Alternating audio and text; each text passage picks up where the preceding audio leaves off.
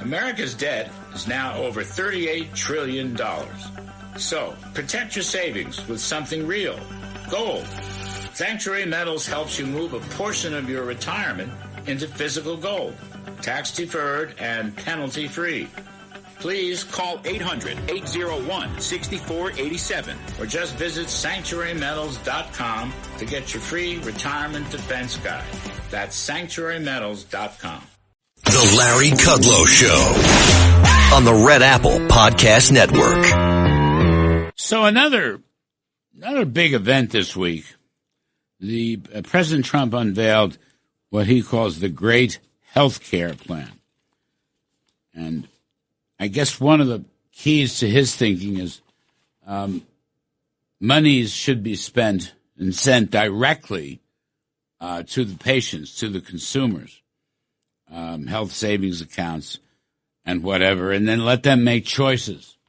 He also talks about price transparency, which has always been very important but very difficult.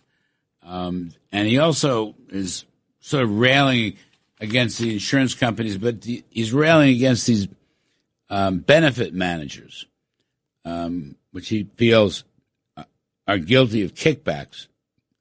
I've never really understood all the workings of this. Once upon a time, I had a very smart fellow named Blase, who was one of the deputies at the National Economic Council in the White House, and he tried to help me understand. Brian is the president of Paragon Health Institute. Brian, welcome. Thanks for helping out this morning. I really do. It's funny, I had Senator Paul on last night. He wasn't against the stuff, but he didn't think it was very important. And he said something about price transparency. He said, Medicare, and maybe you could, I'm all for transparency. Let's like going to an Italian restaurant. Here's the menu. We know what the price of the appetizers are. We know what the price of the entree is. If you want a cannoli for dessert, we know what the price is. But that's not how healthcare works. But Rand Paul said anything like if you're getting cosmetic surgery or replacing your knee, you'll know what the price is. But the Medicare and Medicaid stuff, the prices are all fixed and controlled, so the transparency doesn't matter. I hadn't thought of that. I don't know. What do you think? Hey, Larry, it is great to be with you. It was great to work for you, and I appreciate you having me on. And I saw your interview with Senator Paul. Yeah, what'd you think? Well, I think he makes a good point. Off the bat, when people spend their own money, producers compete on price. One of the main problems that we have in healthcare markets is that people don't control the money. Senator mentioned a couple of areas where we do have price competition in healthcare. LASIK eye surgery, plastic surgery. Insurance is not generally paying for those, so people are paying directly for them, and there's price competition. And what we've seen in those markets is declining real prices over time as quality is improved. One of the main problems in healthcare markets is the role of third-party payers. 90% of what we spend, we don't spend directly. It comes through government programs or health insurers. And I think there is a role for price transparency. I think it will help people who are below their deductible in shopping for care. And I think it'll help employers because employers do a lot of the shopping. But ultimately, the way that we drive reforms in healthcare is for the individual consumer and patient to be in control of the financing and have incentives to shop for lower price care. So the president's right on that. You agree with him? Yeah, I think the president is right to focus on the sort of two aspects. One, get subsidies away from going directly to health insurance companies. So we put more money and power in the hands of the patients.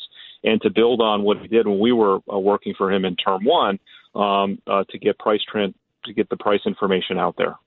Brian, what's the so-called middlemen, the benefit managers? I never understood it. Intuitively, I don't like them. But it was interesting, Rand Paul said they actually serve some useful purpose. Yeah, so employers, these pharmacy benefit managers tend to be hired by employers, and they negotiate the drug pricing for employer-based plans. And they're involved in government programs as well. You know, some of our friends, like the great economist Casey Mulligan at the University of Chicago, and he's back in the administration, you know, he's done a lot of work showing the value that PBMs provide in lowering drug prices. That said, you know, there are concerns that there's a lack of transparency, and some of the lower negotiated prices don't make their way to patients. I think what government should do here is proceed cautiously. I think disrupting existing private contractual relationships that employers have with these pharmacy benefit managers, we should tread very lightly. And as a first step, I think where we should go is transparency to really understand where the financing is flowing and how much of these rebates that are negotiated by the PBMs make their way to patients. So now we're still left, you know, the battle is going to be over Obamacare subsidies, extending the COVID subsidies. The House passed the bill, but it's dead in the Senate, I'm told. But the senator? I mean, what's the conservative? What's the free market position here? Do we want to keep financing Obamacare? So the president was very clear yesterday. He had an event at the White House, spoke about Obamacare, his view that Obamacare has failed, and he's been, I think, very clear and quite correct that we shouldn't extend these COVID-era subsidies. So there are large, as you know, Larry, there's large underlying Obamacare subsidies. One of the main things that we have learned about Obamacare is that the only people generally who purchase the plans need massive subsidies in order to do so. From my perspective, that shows a failure with the program if the government needs to have so much spending in the market to get people to purchase the plans. I think what we need to do, and this is consistent with the policies we worked on in Term 1, is open up options for small businesses and employers. So we did a rule that expanded association health plans, which are ways that small employers can join together and gain the economies of scale and the regulatory benefits that large employers got. You know, the Biden administration moved in the opposite direction. Either Congress or the Trump administration should expand small employers' ability to join together. We also opened up plans that weren't subject to Obamacare rules. You remember we called these the free market health insurance plans. The technical term is short-term limited duration insurance. We opened those up. They're much more flexible, much more affordable. But, you know, the Biden administration approach was that government knows best and that people don't know what they're doing. So they restricted people's ability to purchase those. The Trump administration should open those back up. So I think we need to open up options outside of Obamacare. And for the most part, I think we should just leave Obamacare alone. I don't think we should send any more subsidies to health insurance companies. I think on the margin, we should take subsidies from health insurance companies and send them to individual patients. And Paragon, we developed a way to do this, to give enrollees an option to take a portion of their subsidy as a health savings account. But I think where we should really focus is options outside of Obamacare. You know, the idea of association health plans, that's what Rand Paul said last night, didn't he? He was pushing that. Yeah, he's right, and he was a leader, and I think he's got some good ideas there. But what happens? Can you get any of this through, Brian? I mean, the debates just seems like Obamacare. Okay, so you like much of what the president is doing. That's good. Who's his top advisor, you think, on this stuff? Well, I think CMS Administrator Oz. I've been very impressed by Dr. Oz. Yeah, he's terrific. Smart guy. He is terrific. He's really solid on going after all the waste, fraud, and abuse in government health programs too. Yeah.